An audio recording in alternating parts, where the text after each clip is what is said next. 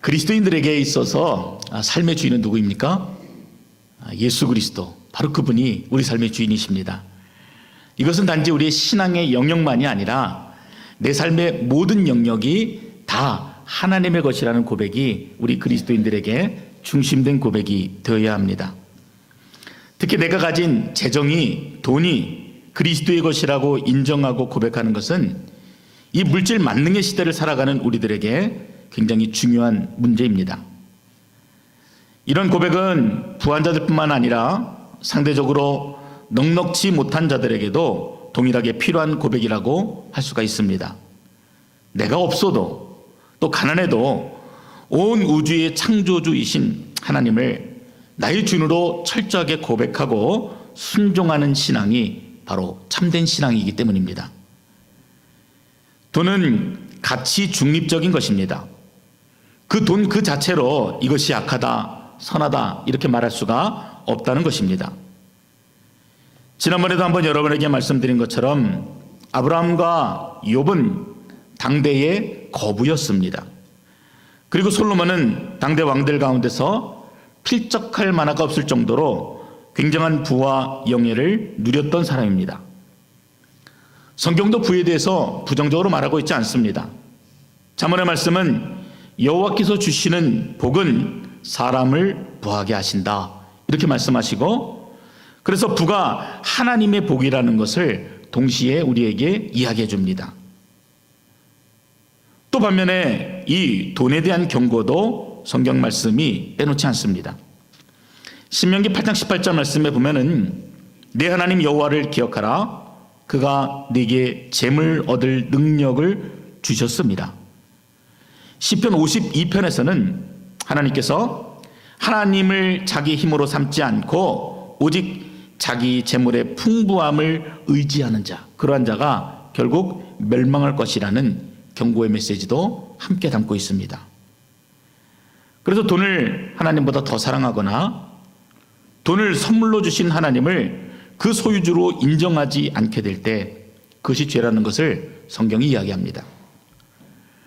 신학자 가운데 로버트 데브니라고 하는 분이 계십니다. 이분이 말씀하시기를 주어진 상황 속에서 소유를 가능한 가장 잘 사용하는 것이 우리의 의무이다. 능력의 범위 안에서 돈을 더 선하게 하나님께 영광을 돌리는 데 쓸 수 있었는데 하나님을 섬기는 데 해가 되지는 않지만 덜 유익한 곳에 돈을 사용했다면 우리는 의무를 다하지 못한 것이다. 죄를 지은 것이다. 이렇게 이야기를 했습니다. 이 데브니가 말한 이 한마디가 하나님께서 우리에게 맡겨주신 이 돈을 어떻게 사용해야지 영광이 되고 또 어떻게 하면 죄가 되는지를 잘 설명해 준다고 생각합니다. 결국 그리스도인들에게 있어서 돈은 하나님의 주권에 있는 영역이기 때문에 부하든 가난하든 철저하게 하나님을 신뢰하고 또 주어진 것을 잘 사용하는 선용이 반드시 필요하다고 할 수가 있습니다. 자, 그런데 오늘 본문에 보면은요, 이 야고보가 이 부자들을 향해서 굉장히 신랄하게 비판하고 회개하라고 권면합니다.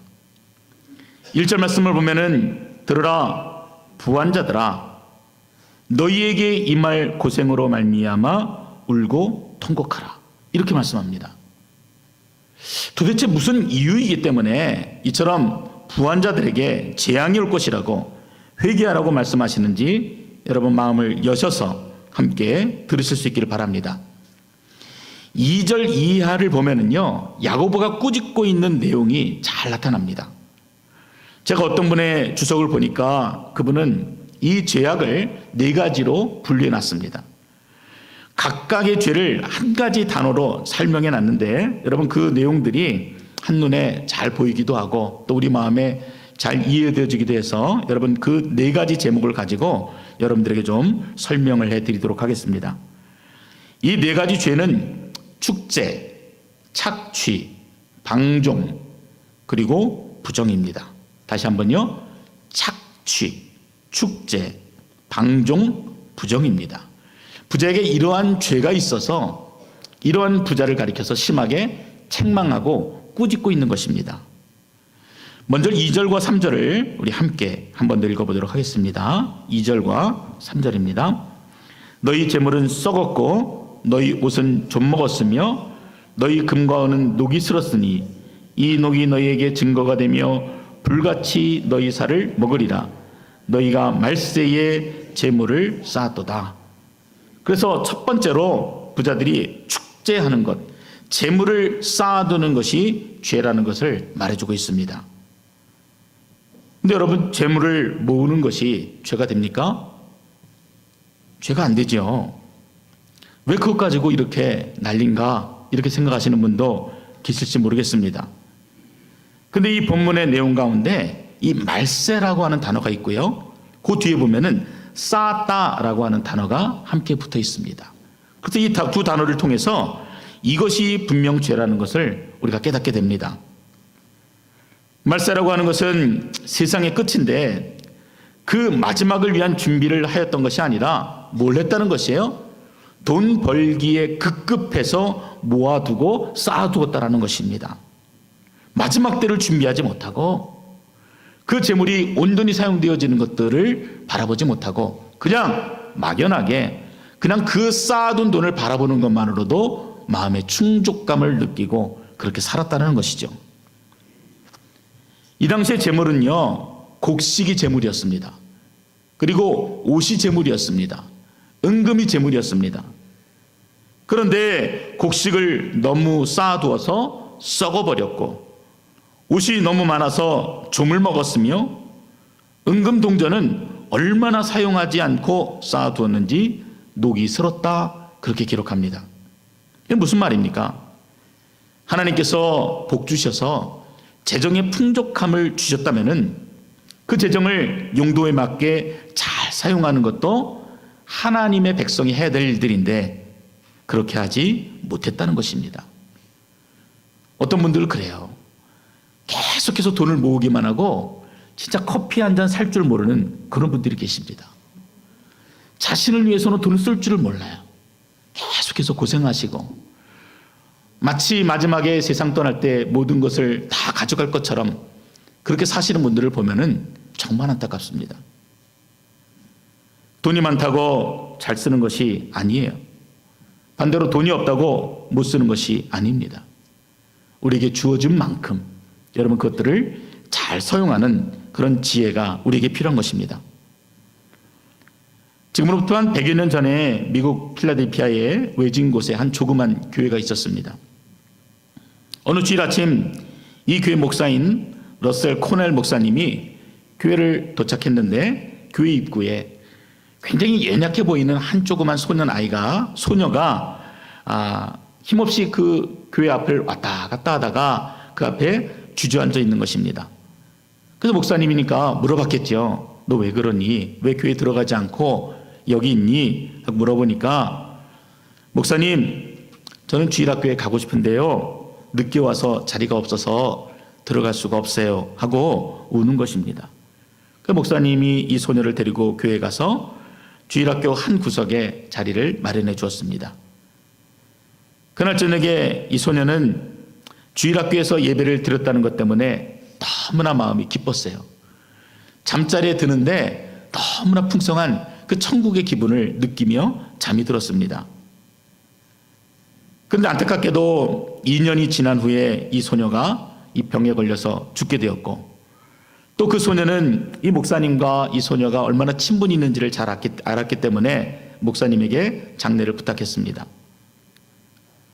장례를 진행하고 있는데 그 부모님이 조그만 굉장히 낡은 이 붉은색 지갑 하나를 들고 왔습니다.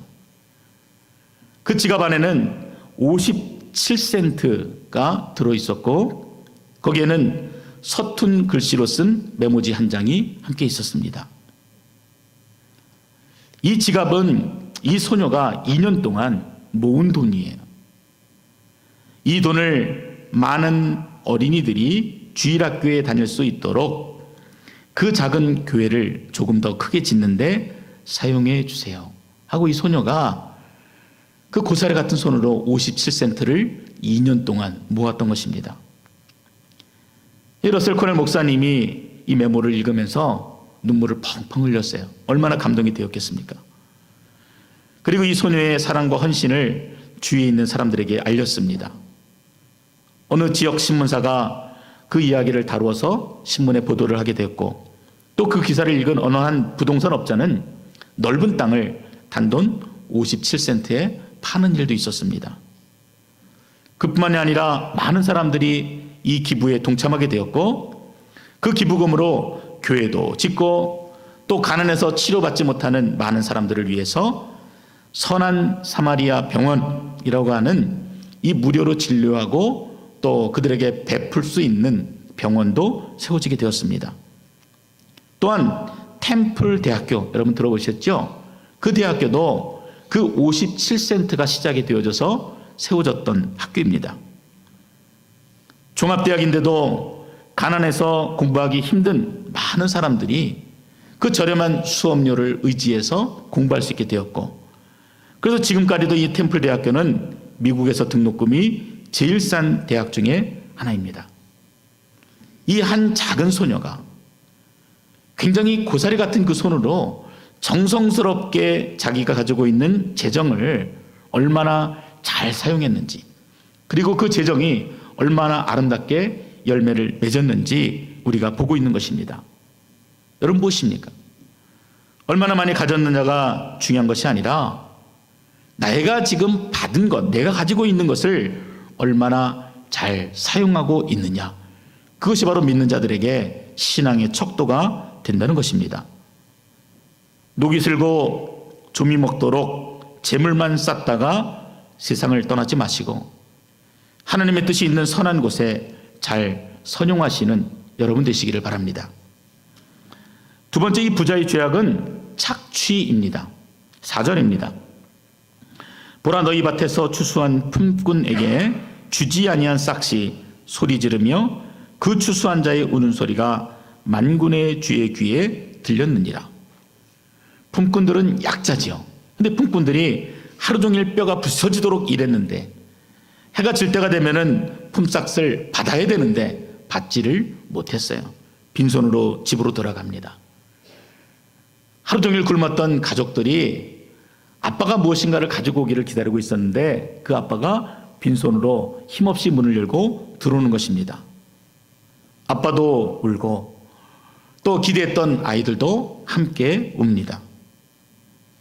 여러분, 그 모습을 바라보고 있는 하나님이 어떤 마음을 가지겠습니까? 그런 부자의 죄악을 결코 용서할 수가 없는 것이죠. 2002년도에 그때 이제 월드컵이 있었던 해이죠. 제가 청년들하고 같이 네팔 선교를 떠난 적이 있습니다. 근데 그 당시 한국 상황이 어땠냐면은 한국에서 일하던 많은 외국인 노동자들이 월급을 떼이기도 하고 또 폭행을 당하기도 하고 또 그냥 이렇게 막 신고하고 그래서 임금을 제대로 받지도 못하고 추방되어진 일들이 굉장히 많이 있었던 해가 그 해였습니다. 그 중에서 네팔 사람들이 자신들이 받은 피해가 너무 억울하고 안타까워서 한국 사람들의 실상을 알리겠다고 무료로 달력을 만들었어요. 근데 그 달력에 있는 사진을 보면은 자신이 일하다가 팔이 잘리고 손가락이 잘리고 다리가 잘리고 아무런 보상도 받지 못하고 그렇게 쫓겨나고 추방당한 사진들이 1월 달부터 12월 달까지 담겨져 있었습니다. 그러니까 이러한 달력들이 배포되어졌으니 여러분 네팔의 상황이 어떻겠습니까? 한국 사람들을 보면은 이를 가는 그런 모습이었습니다. 근데 그런 상황 속에 저희가 네팔에 선교를 떠난 것입니다. 사람들의 눈빛이 달라요. 우리를 바라보는 눈빛이 친근한 눈빛이 아니라 증오의 눈빛이었습니다. 그래도 복음을 전하러 왔기 때문에 저희들이 공원에 가서 조심스럽게 복음을 전하기 시작했습니다. 자매님들이 찬양을 하고 또 워십 댄스를 하고 이렇게 복음을 전하고 있는데 갑자기 누가 뒤에서 제 어깨를 두드리는 것입니다. 경찰이 등장한 거예요. 그래서 저를 데리고 경찰서로 끌고 갔습니다. 여러분, 제가 영어도 잘 하지 못했을 때고 네팔 말은 했겠습니까? 할 수 없지요. 그냥 아무런 저항도 못하고 그냥 경찰이 끄는 대로 끌려갈 수밖에 없었습니다. 마음이 두려웠고 이제 우리 팀은 어떻게 되나, 추방되나, 이러다가 큰일 당하는 것은 아닌가, 이런저런 걱정을 하면서 끌려가고 있었고, 또 제 주변에는 많은 네팔 사람들이 구경하기 위해서 함께 따라오고 있었습니다. 그런데 그 군중 속에서 갑자기 한국말이 들리는 것입니다. 발음으로 보아하니 우리 팀은 아니었고, 눈을 들어서 보니까 새까만 네팔 사람 하나가 제 옆에 서 있는 것이었습니다. 그리고 그 사람이 말하기를 나를 변호해 주겠다고 한국말로 말하는 것입니다. 굉장히 당황스럽기도 했지만 제가 이것저것 따질 형편이 되겠습니까? 도와달라고, 제발 좀 도와달라고 이렇게 부탁을 했는데, 그 잠깐 사이에 자신이 누군지를 설명해 주는 것입니다. 이분은 그 전에 한국에 와서 노동자로 있다가 다시 네팔로 돌아간 네팔 사람이었습니다. 근데 감사하게도 한국에 있는 동안에 크리스천 주인을 만나서 다 부당하게 대우를 받을 때 정당한 대우를 받았고, 다 비인격적인 대우를 받을 때 본인은 너무나 인격적인 대우를 받았던 것이에요. 그래서 많은 사람들이 한국 사람들에 대해서 원망하고 미워하는 마음을 가질 때 이 사람은 늘 마음속에 그 빚진 마음을 가지고 감사한 마음이 있었던 것입니다. 그래서 어떻게 하면 그 빚진 마음을 갚을 수 있을까, 늘 무거운 마음을 가지고 살고 있었는데 제가 끌려가는 것을 보게 되었고, 또 자신이 와서 도와줘야 되겠다라고 생각했다는 것입니다. 그리고 그 사람이 저는 한마디도 안 했는데 저보다 더 열심히 저를 변호해주기 시작했습니다. 경찰서에서. 이 사람들이요, 2002년도 월드컵 홍보하러 온 홍보대사들입니다. 이렇게 변호해 주는 거예요. 그랬더니 한 네팔 사람이 갑자기 불쑥 튀어나오더니 이 사람들이 지저스라고 들어있는 노래를 틀고 춤을 췄다, 또 이러면서 얘기를 하는 것이에요. 그러자 그 한국에서 은혜를 받았던 이 네팔 사람이 다시 또 등장해서 미국 노래는 원래 틀면 다 지저스가 나온다, 이러면서 말도 안 되는데 그런 이야기로 막 변호를 해주는 것이에요. 마치 자기 일처럼 적극적으로 저를 변호해줘서 진짜 우리 팀이 아무도 상하지 않고 다 그렇게 풀려났던 기억이 있습니다. 크리스천들이 경제적 활동을 통해서 이익을 얻는 것, 여러분 그것이 뭐가 문제가 되겠습니까? 아무런 문제가 없습니다. 그러나 부정한 방법으로 이익을 취하는 것, 오히려 가난한 자들의 빵을 착취하는 그 모든 행동은 결코 용서받을 수 없는 죄인 것입니다. 오늘 야고보가 그것을 분명하게 지적하고 있는 것입니다. 야고보가 지적하는 이 부자들의 세 번째 죄는 사치와 제멋대로 구는 방종입니다. 5절 말씀에 너희가 땅에서 사치하고 방종하여 사륙의 날에 너희 마음을 살찌게 하였도다. 교회의 존재 이유는요, 이처럼 택한 백성들이 함께 모여서 하나님을 예배하고요, 그리고 우리의 예배 대상인 하나님을 더 알기 위해서 함께 교육하고 양육하고 훈련하고, 또 그뿐만입니까? 주님의 나라가 이 땅 가운데 이루어지도록 땅끝까지 복음을 전해야 되는 사명이 교회에 있습니다. 그런데 왜 교회가 세상 사람들에게 지탄과 손가락질을 받는다고 여러분 생각하십니까? 우리만이 아니라 세상 사람들도 교회가 그러한 목적으로 세워졌다는 것을 너무나 잘 알지요. 그런데 교회가 그 상식을 넘어서서 참 어리숙한 일들을 보여주기 때문에 교회를 향해서 지탄하고 손가락질하는 것입니다. 이 땅 가운데 하나님의 나라가 이루어지는데 교회의 재정이 사용되어지는 것 당연합니다. 가난한 자를 돕고 구제하는 일에 교회가 열심을 내는 것 당연합니다.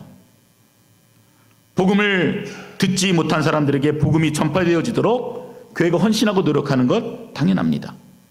그런데 그런 모습들이 점차 교회에서 사라져버리는 것이에요. 교회가, 교인들이 자신들의 배를 채우고 자기 자신의 안위와 평안을 위하는 일에만 급급한 모습들을 현대교회들이 보여주고 있기 때문에 그렇습니다.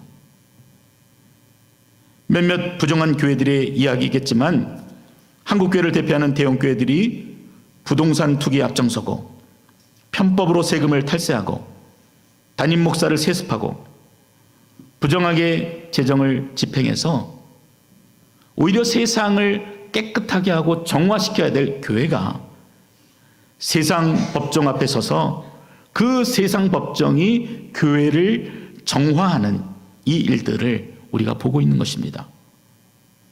너희는 세상의 빛이라, 너희는 세상의 소금이라 말씀하셨는데 세상 사람들도 그것을 이제는 교회를 통해서 얻을 수 없다는 것을 보고 있기 때문에 그런 것입니다.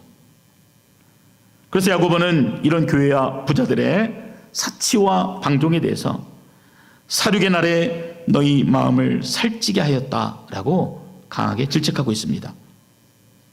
잠시 후에 도륙될 줄 모르는 돼지들이 꿀꿀거리면서 자신들의 배를 채우는 것처럼 죽을 날 심판의 날을 눈앞에 두고도 깨닫지 못하고 자신들의 욕심만을 채우는 자들의 어리석음을 지적하고 있는 것입니다. 그리스도인들은 검소해야 합니다. 꼭 필요한 곳에 낭비하지 않고 재정을 사용할 수 있어야 합니다. 남의 집에 있는 물건이 탐나서 필요하지도 않는데 그 물건을 쌓아두고 사는 것은, 여러분, 그것은 올바른 삶의 모습이 아니에요. 개인의 욕망을 채우는 만족입니다. 그러나 검소하게, 그리고 하나님의 마음이 있는 곳에 지혜롭게 사용하는 그런 진짜 그리스도인들이 되시기를 주의 이름으로 축원드립니다. 마지막으로 야고보는 이 부자들에게 지적하는 죄를 부정이라고 이야기합니다. 6절에 보면은 우리 함께 읽어볼까요? 시작. 너희는 의인을 정죄하고 죽였으나 그는 너희에게 대항하지 아니하였느니라. 저는 이 말씀이 어떻게 들리냐면요, 갑질하지 말라 이렇게 들립니다. 야고보가 지금 말하고 있는 부자는 당시의 지주들입니다. 가진 자고 배운 자입니다. 반대로 그런 부자들에게 착취당하던 노동자들은 없는 자이고 못 배운 자들입니다. 근데 생각해 보십시오. 지금도 가진 자들이 저렇게 횡포를 하고 소위 갑질을 하는데 당시에는 어떻겠습니까? 자신들이 가지고 있는 힘과 권력으로 진짜 무소불위의 권력을 휘두르며 살았을 것입니다. 부당한 대우를 받아도 대항할 수 없었고, 또 혹이나 좀 무엇인가 이야기하고 그런 비슷한 행동을 보이게 되면은 오히려 더 핍박을 당하고 생명을 잃기도 했을 것입니다. 그것을 가리켜 야고보는 너희는 의인을 정죄하고 죽였으나 그는 너희에게 대항하지 아니하였다 이렇게 말한 것입니다. 여러분, 그렇다면 이 말씀이 오늘 우리에게, 이 교회 안에 있는 우리들에게도 주시는 메시지가 무엇이라고 생각하십니까? 교회가 하는 갑질이 여러분 무엇이라고 생각하십니까? 제가 대기업 총수의 가족이 아니라서 잘은 모르겠지만 교회 안에서도요, 이런 갑질이 여러 가지 모양으로 나타납니다. 은연중에 사람을 무시하고 깔보는 것, 여러분, 그 갑질입니다. 못 배웠다고 돈 없다고 은근히 무시하고 그 사람의 이야기를 들으려고 하지 않는 것, 여러분, 우리가 부정할 수 없어요. 우리 안에 있습니다. 교회 재정의 큰 역할을 감당하는 자들이 자신의 뜻을 관철시키기 위해서 목사를 겁박하고 교회를 깨는 것, 여러분, 그런 게 갑질이에요. 한국의 지방에 가면은요, 큰 교회 대형 버스들이 논두렁을 다닙니다. 그리고 성도들을 쓸어 모아요. 끌고 갑니다. 작은 교회들이 살아날 수 있는 방법이 없어요. 여러분, 그것이 대형 교회 갑질입니다. 오늘 여러분들에게 할 수만 있다면 좀 감추고 싶은 이런 교회 어두운 이야기들을 많이 하게 되어서 저도 안타깝습니다. 그러나 오늘 말씀을 통해서 이런 문제가 드러나고 내가 깨닫게 되어질 때 여러분, 그 환부가 도려지고 또 치료가 시작될 수가 있는 것입니다. 오늘 우리에게 들려주는 이 야고보의 질책이 마음의 무거운 짐이 아니라 그리스도인으로서의 새로운 삶을 살기 위한 첫걸음이 되실 수 있기를 바랍니다. 예수님을 나의 구세주, 그분이 나의 하나님이라고 고백하는 자들에게 있어서는 이 재정의 문제가 너무나 중요하기 때문에 그렇습니다. 좀 우리가 세 가지 원칙을 기억하기를 원하는데요. 첫째는 나의 인생이 주님의 것임을 날마다 인정하실 수 있기를 바랍니다. 주님이 보내셔서 내가 이 땅에 존재하는 것이고, 또 때가 되면 어때요? 주님이 또 우리를 부르실 것 아니겠습니까? 언제든지 가야 하는 나그네 인생임을 분명하게 고백하며 사시는 여러분 되시기 바랍니다. 두 번째로 우리는 단지 잠시 맡겨주신 이 재정의 청지기로 산다는 것을 여러분 기억할 수 있기를 바랍니다. 주인은 누구입니까? 내가 아니에요. 하나님이세요. 나의 생명의 주인은 누구십니까? 하나님이십니다. 내 지갑의 원소유주가 누굽니까? 하나님이십니다. 그걸 인정하지 못하는 것은요, 잘못된 것입니다. 그래서 웨슬리 같은 경우는 회개하지 않는 지갑은 진정한 회개가 아니다 라는 이야기도 했습니다. 재정이 있어도 주님의 것이고 재정이 없어도 주님의 것이고, 단지 그냥 나는 맡겨주신 것들을 잘 관리할 책임이 있는 자라는 사실을 여러분들이 꼭 기억할 수 있기를 바랍니다. 세 번째로 우리의 구원과는 별개로 우리의 지갑이 하나님의 심판대 앞에 놓이게 된다는 것을 기억하십시오. 맡겨주신 재정을 선용했는지 마지막 날에 하나님께서 어떤 방법으로든 분명히 우리에게 물어보실 것이고 심판하신다 말씀하고 있기 때문에 그렇습니다. 사랑하는 성도 여러분, 이 땅에서 우리가 움켜쥐고 있는 모든 것은 사실은 다 주님의 것입니다. 이 말은 우리의 것이 이 땅에 하나도 없다는 뜻이 됩니다. 나의 생명도 건강도 나의 사업도 자녀들까지도 다 주님이 내게 맡겨주신 것입니다. 책임 있게 사용할 수 있도록 맡겨주신 것들입니다. 하나님께서 맡겨주신 재정을 하나님이 뜻하신 곳에 정직하게 그리고 잘 쓰시기 바랍니다. 이런 말씀은 우리에게 번영을 약속하지 않습니다. 그래, 잘 써라. 그러면 내가 갑절이나 더하겠다. 이렇게 말씀하지 않으세요. 오히려 손해가 날 것이다. 덜 벌게 될 것이다. 남들이 보면은 바보같이 산다고 손가락질 받게 될지도 모른다. 이런 삶을 전제로 이야기합니다.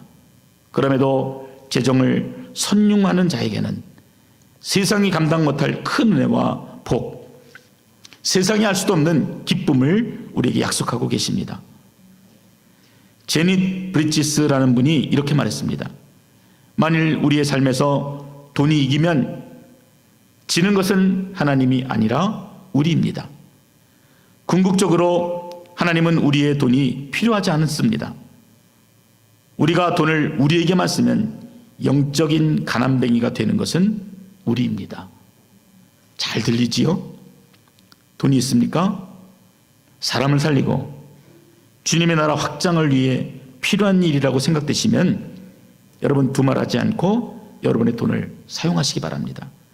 그리고 그 돈이 영원히 하나님 나라에서 빛을 발하도록 하실 수 있기를 바랍니다. 여러분, 이것은 아름다운 일이에요. 영원한 일입니다.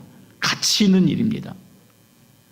어리석은 부자처럼 쌓아놓고 먹고 즐기는 것이 인생의 행복이라고 착각하지 마시고 우리에게 맡겨진 이 재정을 선하게 사용하는 일에 최선을 다할 수 있는 저 여러분 되실 수 있기를 주님의 이름으로 축원드립니다. 기도하겠습니다.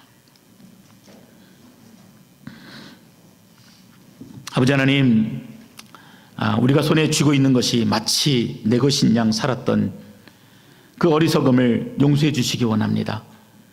하나님, 우리 마음 가운데 깨닫게 주신 것들을 우리가 분명히 돌이킴의 고백으로 그리고 행함으로 주님 앞에 영광 돌리기를 원합니다.